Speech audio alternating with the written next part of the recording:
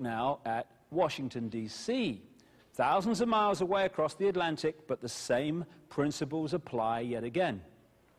These images come from a book called Talisman of the United States. Excellent book, not terribly easy to get hold of, it seems.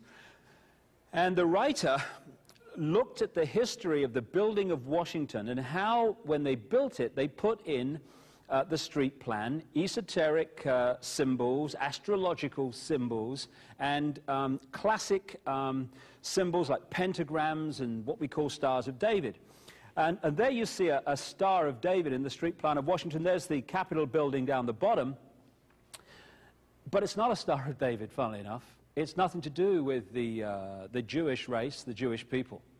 When you look back into the ancient world, this symbol can be found all over the place in the ancient Arab world and the ancient Hindu world, etc. Became associated with Jewish people after the Rothschilds started using it when they developed their banking empire in Frankfurt in Germany and then wider afield.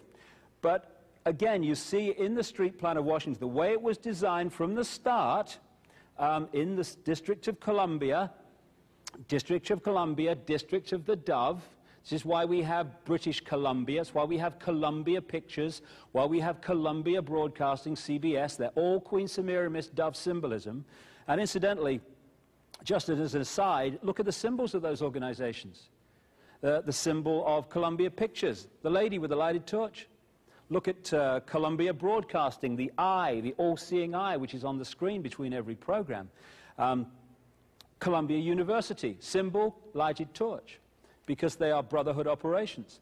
And here in the street plan of Washington, there's the Capitol building in the center there.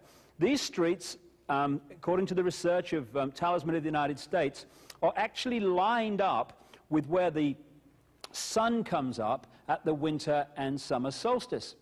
Now, when you go back to the ancient creations and mounds and structures that were created by the Phoenicians and that white race in Europe and Britain and Ireland, you find exactly the same principles.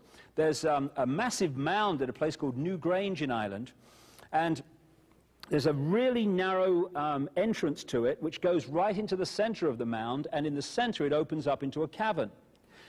Only at the winter solstice, if it's a cloudless morning, the sun comes up in exact line with that and shoots its golden light straight the way through this little narrow passageway and lights up the whole of the central cavern. And apparently there's a 6-year waiting list to be in there at the time that happens. And again, it's just the same principles, the same knowledge applied to the street plans. This is why the political buildings, etc., and the Freemasonic temples are built on the vortex points in the grid that the old stone circles and that were built on also. Now, I'm coming back to the street plan of Washington in a second, but there's something I need to talk about before we come back. What you're looking at behind me is a place about 75 miles north of San Francisco, next to the Russian River.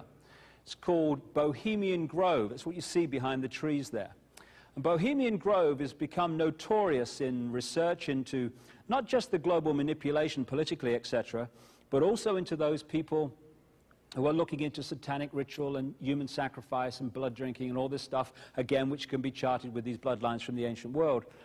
And behind those trees are 2,700 acres of redwood forest, Bohemian Grove, where, and again in The Biggest Secret and some of my other books, I document how people are sacrificed there, the blood drinking and stuff goes on, involving some of the most famous people in America and also from further afield, presidents and business leaders and stuff like that, the Henry Kissingers of this world and the Bushes and people like that. So here you have the entrance to it, no through road, as far as I could get before it was no further. Here is a picture taken at Bohemian Grove in 1957. The guy standing up there is called Glenn Seaborg. He helped to develop plutonium. I think he was involved in the Manhattan Project that created the bombs that were dropped on Japan, etc. But look either side of him. To his right, you have Uncle Ron, Ronnie Reagan. Back in '57, just a B-movie actor. Going to be president of the United States. What, old Ron, you must be joking. Well, he became president. On the other side of Seaborg is Tricky Dicky, Richard Nixon, who went on to become President of the United States. And it's through these organizations, these elite secret societies and groupings like Bohemian Grove, that presidents and the other people in positions of apparent power, that's the route that puts them into these positions. Not surprising. Now, here's another picture at Bohemian Grove. Just concentrate a bit on this one, because it was taken on a long, long lens. Every summer, they have a summer camp in which these elite members of this brotherhood go to Bohemian Grove to do their deeds and do their ceremonies and stuff. And they do them to the same deities that this bloodline has done, has worshipped and done their rituals to, right back into the ancient world thousands of years ago, where this story started. And what you're looking at here, staggeringly, is a group of people, some of the most famous people in America, in long gowns. Behind them there, you see a 40-foot stone owl.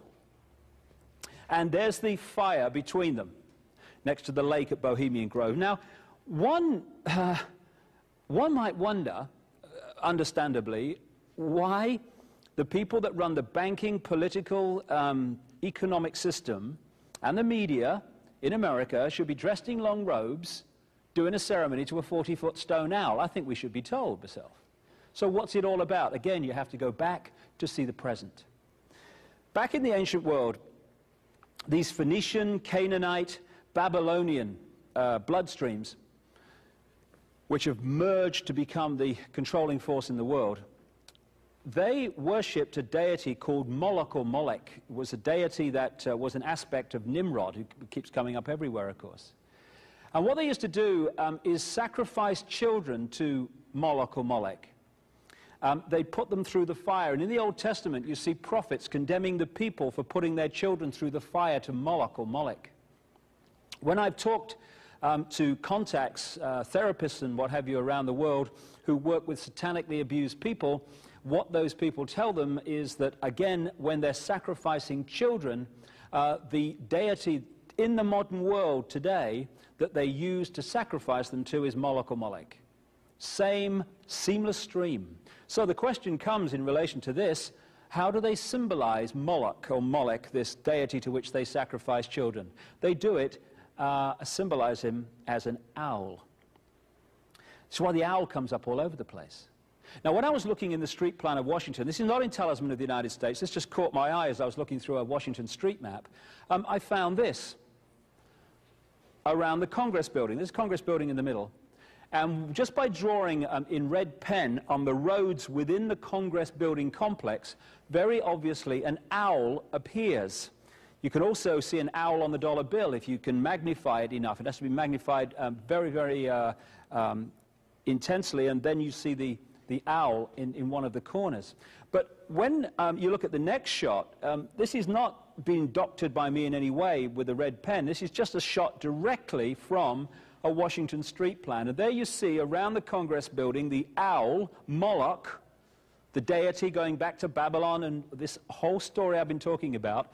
And he's actually sitting on top of a pyramid. A pyramid and all-seeing owl, just like the pyramid and all-seeing eye. Because the owl and the eye symbolize the same thing, this force which controls the world through these bloodlines. Also in the street plan of Washington, you find pentagrams. Symbols are not in themselves negative. The five-pointed star, the pentagram as we call it, is not in itself negative. Just as the swastika in its original form is not negative, it was just a symbol of the sun. Other things too, probably. What the Nazis did, however, was take the swastika and turn it round to indicate the negative. It's what they call reverse symbolism in Satanism. So what they do with the pentagram, which is why it's become a satanic symbol, is to turn it upside down, so it's pointing down. Reverse symbolism.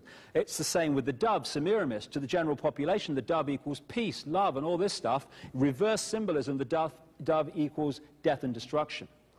So here we have two pentagrams in the street plan of Washington. The top one points into the Capitol building, and the one at the bottom points into the White House. And not only do they reverse the pentagram to indicate the negative, another way of doing that is to distort the pentagram so it's not in a geometrically equal pattern. Some lines are longer than others, and that's what you see here.